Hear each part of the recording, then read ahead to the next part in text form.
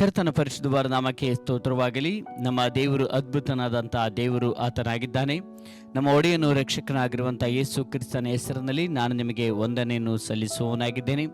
ಈ ದಿನದ ವಾಕ್ಯ ಧ್ಯಾನಕ್ಕೋಸ್ಕರ ನಾವು ಆರಿಸಿಕೊಂಡಿರುವಂಥ ವಾಕ್ಯ ಭಾಗ ಚಿಂತಿಸಬೇಡಿ, ಚಿಂತೆ ಮಾಡಬಾರದು ಎಂಬುದಾಗಿ ನಾವು ದೇವರ ವಾಕ್ಯದಲ್ಲಿ ನಾವು ಧ್ಯಾನ ಮಾಡೋದಕ್ಕೆ ನಾವು ಹೋಗುವ 1 ಪೇತ್ರ 5ನೇ ಅಧ್ಯಾಯ 7ನೇ ವಚನ ಈ ರೀತಿಯಾಗಿ ಹೇಳುತ್ತದೆ, ನಿಮ್ಮ ಚಿಂತೆಯನ್ನೆಲ್ಲ ಆತನ ಮೇಲೆ ಹಾಕಿರಿ, ಆತನು ನಿಮಗೋಸ್ಕರ ಚಿಂತಿಸುತ್ತಾನೆ ಎಂಬುದಾಗಿ ದೇವರ ವಾಕ್ಯದಲ್ಲಿ ನಾವು ನೋಡುತ್ತೇವೆ. ಪ್ರಿಯರೇ, ದೇವರ ವಾಕ್ಯ ಸ್ಪಷ್ಟವಾಗಿ ಹೇಳ್ತಾ ಉಂಟು, ನಿಮ್ಮ ಚಿಂತಾಭಾರವನ್ನು ಆತನ ಮೇಲೆ ಹಾಕಿ ನೀವು ಭರವಸೆದಿಂದಿರಿ, ನೀವು ನಿಶ್ಚಿಂತರಾಗಿರಿ ಎಂಬುದಾಗಿ ದೇವರ ವಾಕ್ಯದಲ್ಲಿ ನಾವು ನೋಡುತ್ತೇವೆ. ದೇವರು ಹೇಳ್ತಾ ಇದ್ದಾನೆ, ನಿನ್ನ ಕೊರತೆಯನ್ನು, ನಿಮ್ಮ ಚಿಂತೆಯನ್ನು, ನಿಮ್ಮ ಹೋರಾಟವನ್ನು, ನಿಮ್ಮ ದುಃಖವನ್ನು, ನಿಮ್ಮ ಮನೋವ್ಯತೆಯನ್ನು ನನ್ನ ಮೇಲೆ ಹಾಕಿರಿ, ನಾನು ನಿಮಗೋಸ್ಕರ ಚಿಂತಿಸುತ್ತೇನೆ ಎಂಬುದಾಗಿ ದೇವರ ವಾಕ್ಯದಲ್ಲಿ 1 ಪೇತ್ರ 5ನೇ ಅಧ್ಯಾಯ 7ನೇ ವಚನದಲ್ಲಿ ನಾವು ನೋಡುತ್ತೇವೆ.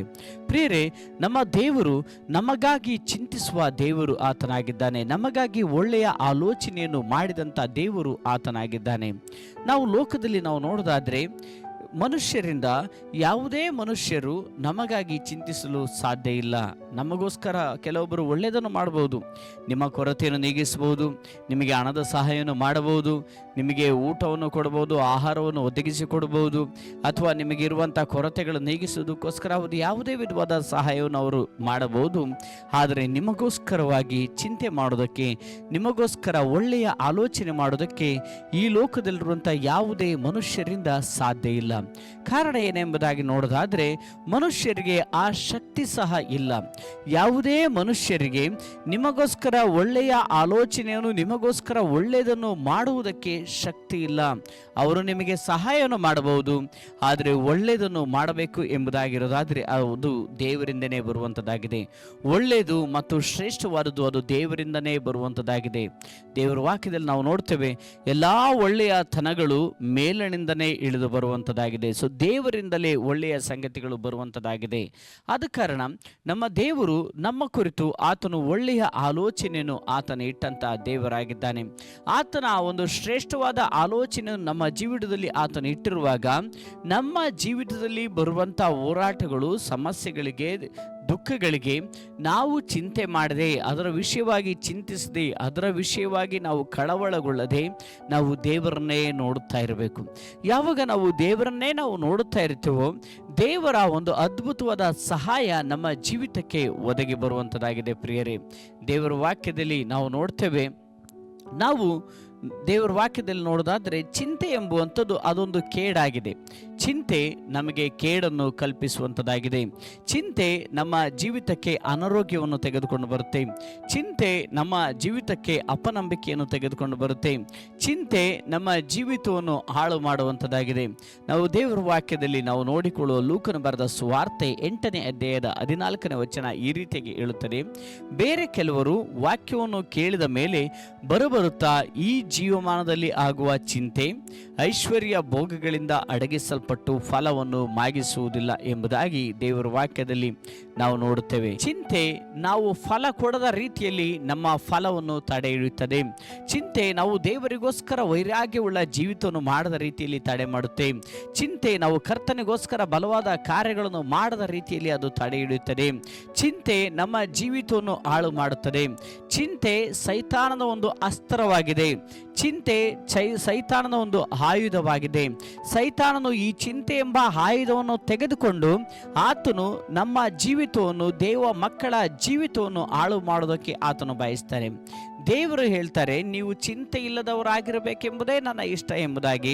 ಸೈತಾನನು ಹೇಳ್ತಾನೆ, ನೀವು ಚಿಂತಿಸುತ್ತಾನೆ ನಾಶವಾಗಬೇಕು, ಚಿಂತಿಸುತ್ತಾನೆ ದೇವರ ಆಶೀರ್ವಾದವನ್ನು ಕಳೆದುಕೊಳ್ಳಬೇಕು, ಚಿಂತಿಸುತ್ತಾನೆ ದೇವರು ನಿಮಗಿಟ್ಟಿರುವಂಥ ಒಳ್ಳೆಯ ಶ್ರೇಷ್ಠವಾದ ಸಂಗತಿಗಳನ್ನು ನೀವು ಮರೆತು ಬಿಡಬೇಕು ಎಂಬುದಾಗಿ ಸೈತಾನನು ಆಲೋಚಿಸುವವನಾಗಿದ್ದಾನೆ. ಪ್ರಿಯರೇ, ನಾವು ಸತ್ಯವೇದದಲ್ಲಿ ನಾವು ನೋಡೋದಾದರೆ ಚಿಂತೆ ಎಂಬುವಂಥದ್ದು ಅದು ಅಪನಂಬಿಕೆಯನ್ನು ಹುಟ್ಟಿಸುವಂಥದ್ದಾಗಿದೆ. ನಾವು ಇಸ್ರಾಯೇಲರನ್ನು ನೋಡಬಹುದು. ಇಸ್ರಾಯೇಲರ ಕುರಿತು ದೇವರು ಒಂದು ಒಳ್ಳೆಯ ಶ್ರೇಷ್ಠವಾದ ಆಲೋಚನೆಯನ್ನು ಮಾಡಿದರು. ಅವರು ಐಗುಪ್ತ ದೇಶದಲ್ಲಿ ಅವರು ಬಾಧೆಗೆ ಒಳಗಾಗಿದ್ದರು. ಐಗುಪ್ತ ದೇಶದಲ್ಲಿ ಅವರು ಇಕ್ಕಟ್ಟಿನಲ್ಲಿ ಇದ್ದರು. ಐಗುಪ್ತ ದೇಶದಲ್ಲಿ ಅವರು ದಾಸತ್ವದಲ್ಲಿದ್ದರು. ಇಂಥ ದಾಸತ್ವದಲ್ಲಿದ್ದಂಥ ಇಸ್ರಾಯೇಲರನ್ನು ದೇವರು ಬಿಡಿಸಿ ಹಾಲು ಜೇನು ಹರಿಯುವಂಥ ಶ್ರೇಷ್ಠವಾದಂಥ ಸಮೃದ್ಧಿಯುಳ್ಳ ದೇಶವಾದ ಕಾನಾನಿಗೆ ಅವರನ್ನು ಸೇರಿಸಬೇಕೆಂಬುದಾಗಿ ದೇವರು ಐಗುಪ್ತ ದೇಶದಿಂದ ಅವರನ್ನು ಬಿಡಿಸಿ ಕಾನಾನ್ ದೇಶಕ್ಕೆ ನಡೆಸಿಕೊಂಡು ಹೋಗುತ್ತಿರುವಂಥ ಸಮಯದಲ್ಲಿ ಇಸ್ರಾಯೇಲ್ಯರು ದೇವರು ಇಟ್ಟಿರುವಂತಹ ಶ್ರೇಷ್ಠವಾದ ಆಲೋಚನೆಯನ್ನು ಬಿಟ್ಟು ದೇವರಿಗೆ ವಿರೋಧವಾಗಿರುವಂಥ ಅಪನಂಬಿಕೆಯ ಮಾತುಗಳನ್ನು ಆಡಿ ಅದರ ಕುರಿತು ಅವರು ಯೋಚಿಸುವವರಾದರು. ಆ ಅಪನಂಬಿಕೆಯ ಕುರಿತೇ ಅವರು ಆಲೋಚಿಸುವವರಾದರು.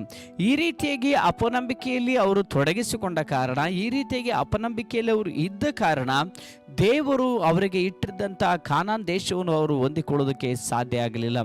ಬದಲಾಗಿ ಅವರು ಅಡವಿಯಲ್ಲಿಯೇ ಸಂಹರಿಸಲ್ಪಟ್ಟರು ಎಂಬುದಾಗಿ ದೇವರ ವಾಕ್ಯದಲ್ಲಿ ನಾವು ನೋಡುತ್ತೇವೆ. ಪ್ರಿಯರೇ, ಚಿಂತೆ ಎಂಬುವಂಥದ್ದು ಅಪನಂಬಿಕೆಯನ್ನು ತರುತ್ತೆ. ಚಿಂತೆ ಎಂಬುವ ದೇವರ ವಾಗ್ದಾನಗಳು ನಮ್ಮ ಜೀವಿತದಲ್ಲಿ ಬೇಗನೆ ನೆರವೇರದ ರೀತಿಯಲ್ಲಿ ಅದು ತಡೆ ಹಿಡಿಯುತ್ತದೆ. ಆದ ಕಾರಣ ಪ್ರಿಯರೇ, ನಮ್ಮ ಪ್ರತಿಯೊಬ್ಬರ ಜೀವಿತದಲ್ಲಿ ಚಿಂತೆಯಿಂದ ನಾವು ಹೊರಬರಬೇಕು. ಫಿಲಿಪ್ಪಿ ಬರೆದ ಪತ್ರಿಕೆ 4ನೇ ಅಧ್ಯಾಯ 6ನೇ ವಚನ ಈ ರೀತಿಯಾಗಿ ಹೇಳುತ್ತದೆ, ಯಾವ ಸಂಬಂಧವಾಗಿಯೂ ಚಿಂತೆ ಮಾಡದೆ ಸರ್ವ ವಿಷಯದಲ್ಲಿ ದೇವರ ಮುಂದೆ ಕೃತಜ್ಞತಾಸ್ತುತಿಯನ್ನು ಪ್ರಾರ್ಥನೆ ವಿಜ್ಞಾಪನೆಗಳನ್ನು ಮಾಡುತ್ತಾ ನಿಮಗೆ ಬೇಕಾದದನ್ನು ತಿಳಿಯಪಡಿಸಿರಿ.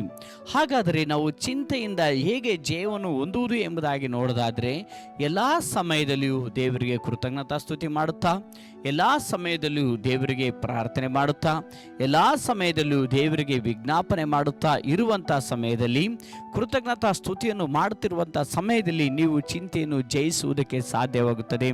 ದೇವರೇ, ನೀನು ನನ್ನ ಜೀವಿತದಲ್ಲಿ ಒಳ್ಳೆಯದನ್ನಿಟ್ಟಿದ್ದಿ, ಸ್ತೋತ್ರ ಎಂಬುದಾಗಿ ದೇವರಿಗೆ ಸ್ತೋತ್ರವನ್ನು ಹೇಳುತ್ತಾ ಇರಿ. ನಿಮ್ಮ ಪರಿಸ್ಥಿತಿಗೆ ವಿರುದ್ಧವಾಗಿ ದೇವರಿಗೆ ಸ್ತೋತ್ರವನ್ನು ಹೇಳುತ್ತಾ ಇರಿ. ಹೀಗೆ ಹೇಳುತ್ತಾ ಇರುವಾಗ ದೇವರ ಅದ್ಭುತವಾದಂಥ ಮಹಿಮೆಯ ಹಸ್ತ ನಿಮ್ಮನ್ನು ಆವರಿಸ್ತದೆ. ದೇವರ ಅತಿಶಯವಾದಂಥ ಒಂದು ಪ್ರಸನ್ನತೆ ನಿಮ್ಮನ್ನು ಆವರಿಸ್ತದೆ. ನಿಮ್ಮ ಜೀವಿತದಲ್ಲಿ ದೇವರು ಅದ್ಭುತವನ್ನು ಮಾಡುವವನಾಗಿರುತ್ತಾನೆ. ಕರ್ತನ ವಾಕ್ಯವನ್ನು ಆಶೀರ್ವದಿಸಲಿ. ಆಮೇನ್.